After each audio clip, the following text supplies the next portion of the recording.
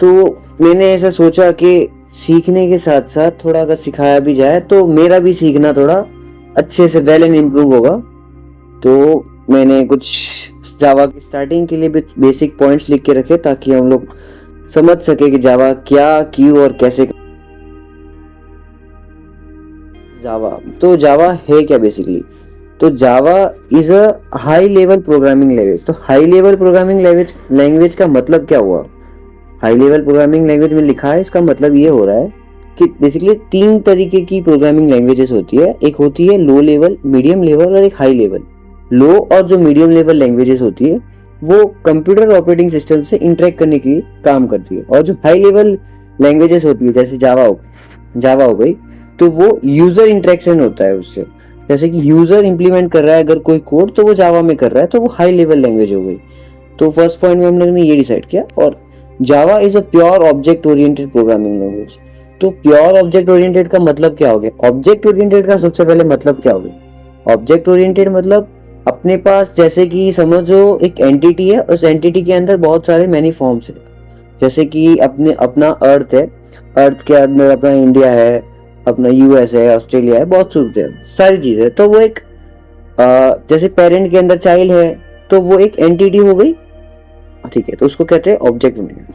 वो हम लोग इम्प्लीमेंट करके देखेंगे। और किसी ने अगर C++ सीखा हुआ है तो उसके तो पता ही होगा कि क्या होता है। तो प्योर का मतलब ये हो गया।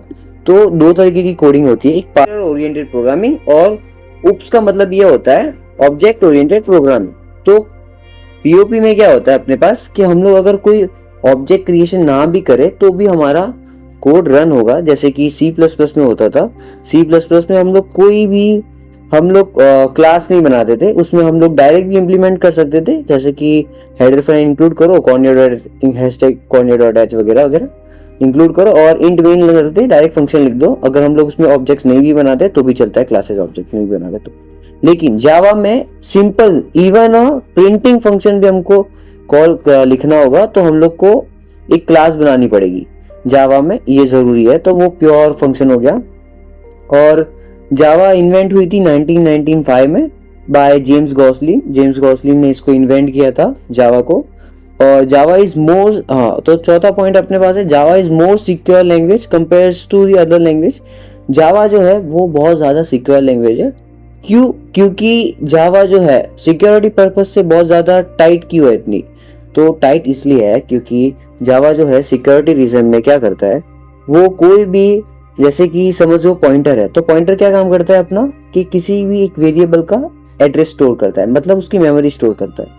तो वो किसी और वेरिएबल को अपना मेमोरी स्टोर करने दे रहा है, तो उसका पास एड्रेस पड़ी है, तो उसके पास उसके डेटा भी पड़ा है, तो वो किसी ना किसी हैकर के थ्रू हैक हो ही सकता है। तो जावा ऐसा काम ही नहीं करता। जावा के पास कोई पॉइंटर अलाउड नहीं होता है। जावा एकदम मोर सिक्योर होता है। ना ही जावा के पास, अगर आपने C++ पढ़ा होगा तो आपको पता होगा कि इनहेरिटेंस का कॉन्सेप्ट होता है, मल्टीपल इनहेरिटेंस, जिसके पास 2 से ज्यादा पेरेंट्स होते हैं। लेकिन जावा के अंदर वो ऐसा कुछ नहीं होता। जावा के अंदर मल्टीपल इनहेरिटेंस चलाने के लिए हमारे पास एक दूसरा तरीका है, इंटरफेस करके, वो आगे हम पढ़ेंगे। और हाँ, और हमें दूसरा पॉइंट है, why we use Java programming language. Java हमको क्यों यूज करनी चाहिए? जावा प्रोग्रामिंग लैंग्वेज हमको क्यों यूज करनी चाहिए? हमको यूज इसलिए करनी चाहिए क्योंकि ये मोर फास्टर देन लैंग्वेज है। मतलब सब C++ वगैरह सबसे फास्ट चलती है। बेसिकली हमको अभी तो खाली हम लोग सिस्टम में रन करें इसलिए पता नहीं चलता होगा कि माइनर बाइट सेकंड में फटाफट कोड को रन करके दे देता है। लेकिन जब बड़े कोड की बारी आए, जो बड़े बड़े सॉफ्टवेयर प्रोग्राम्स की बारी आती है, तो बात अलग हो जाती है। ठीक है, तो सबसे पहले ये है एक फास्ट प्रोग्रामिंग लैंग्वेज। फास्ट है, सिक्योर है और रिलायबल है, फास्ट भी है और सिक्योर भी है। ठीक है, और एक और इसका सबसे बड़ा पॉइंट ये है प्लेटफॉर्म इंडिपेंडेंस।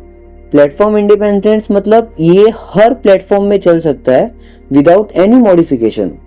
इसको कोई मॉडिफिकेशन की जरूरत नहीं है, क्योंकि जावा जो है वो अपने हिसाब से वो अपने काम हर प्लेटफॉर्म पे कर सकती है।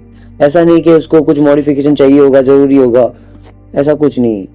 ठीक है, और एक और पॉइंट है स्केलेबिलिटी मतलब जो अपना जावा जो है स्केलेबिलिटी को अप्रूव करता है। जैसे कि हम लोग अपने प्रोग्राम में मोर कॉम्प्लेक्स सॉफ्टवेयर भी बनाए बहुत सारे एक साथ, तो भी वो संभाल लेगा। ठीक है कि भाई इजी टू वे में संभाल लेगा। और जावा जो है to create a variety of software, वो बहुत ज़्यादा जगह काम आता है। जैसे कि पहला पॉइंट अपने पास ये हो गया, वेब डेवलपमेंट में काम आ सकता है, अपने पास ऐप डेवलपमेंट में काम हो सकता है, मोबाइल ऐप डेवलपमेंट में काम आ सकता है, एआई डेवलपमेंट, एआई जो मोस्टली आजकल चलता है, आर्टिफिशियल इंटेलिजेंस। और कुछ ये हो गए एंटरप्राइजेस जो अपने पास, जैसे समझ ले डीमार्ट में जो वो जो उनके पास सॉफ्टवेयर होते हैं, टेली सॉफ्टवेयर, जिससे वो लोग हमारा चेकआउट करते हैं, तो वो सारी जो बिलिंग सॉफ्टवेयर वगैरह हो वो भी जावा से हम लोग इम्प्लीमेंट कर सकते हैं। तो ये था हमारा व्हाट और व्हाई। अभी हम करेंगे कैसे। तो हम लोग स्टार्ट करेंगे बेसिकली छोटे से प्रोग्राम से। वो प्रोग्राम होगा हमारा खाली हम लोग प्रिंट करेंगे हेलो जावा, बस इतना सा, हेलो वर्ल्ड करके हेलो जावा लिख देंगे। थोड़ा आगे बढ़ते हैं। तो लेट्स मेक फोल्डर बना देता हूँ नया, और मैं यहाँ पे लिख देता हूँ कि फर्स्ट जावा प्रोग्राम। जावा का एक्सटेंशन रहेगा java.java, ठीक है। और मैं आपको ये बेसिक चीज बताता हूँ, जब मैंने भी स्टार्ट की थी तब मेरे को भी नहीं पता चला था कि जो जावा की जो फाइल का नाम होगा ऑलवेज आप कैपिटल लेटर में ही रखिएगा, ताकि आपका जो जब आप क्लास बनाओ तो आपको कोई प्रॉब्लम ना आए, क्या वो रन हो जाए। और सबसे पहले आपको लिखने के लिए जो जावा में जो सबसे पहले तो ये एक pure object oriented programming language है, तो आपको सारी चीजें ऑब्जेक्ट के हिसाब से बनानी है, ठीक है। तो आपका जो फाइल का नाम है उसी नाम से आपको पहले क्लास बनानी है, और वो क्लास रहेगी पब्लिक, क्योंकि बाय डिफॉल्ट वो ऑटोमेटिकली जब आप फाइल रन करेंगे तो पहले वो क्लास कॉल होगी, तो हम लोग उसको बनाएंगे पब्लिक। क्लास के लिए हम लोग एक क्लास कीवर्ड का यूज करेंगे, जिससे हम लोग क्लास बना सकते हैं। उसके बाद मैंने जैसे बोला फाइल का जो नाम होगा वही अपने क्लास का नाम होगा, तो फाइल का नाम है अपना फर्स्ट जावा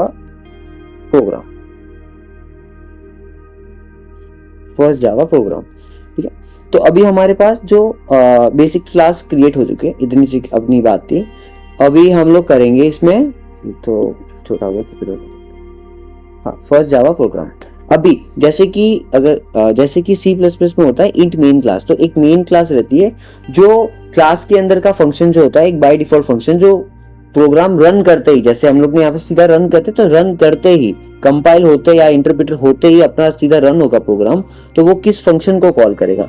तो बाय डिफॉल्ट एक हम लोग फंक्शन बनाते हैं जो प्रोग्रामिंग में होता ही होता है जावा के, तो पब्लिक रहेगा वो, और स्टैटिक रहेगा। स्टैटिक का मीन्स बाय डिफॉल्ट, अगर आपको मैं समझाना चाहूँ कि स्टैटिक का मतलब ये होता है कि वो वेरिएबल एक ही बार स्टोर हो रहा है, कि बार बार वो मेमोरी एलोकेट नहीं कर रहा है उसको, ना ही उसके बाद बार बार वैल्यू उसकी चेंज हो रही है।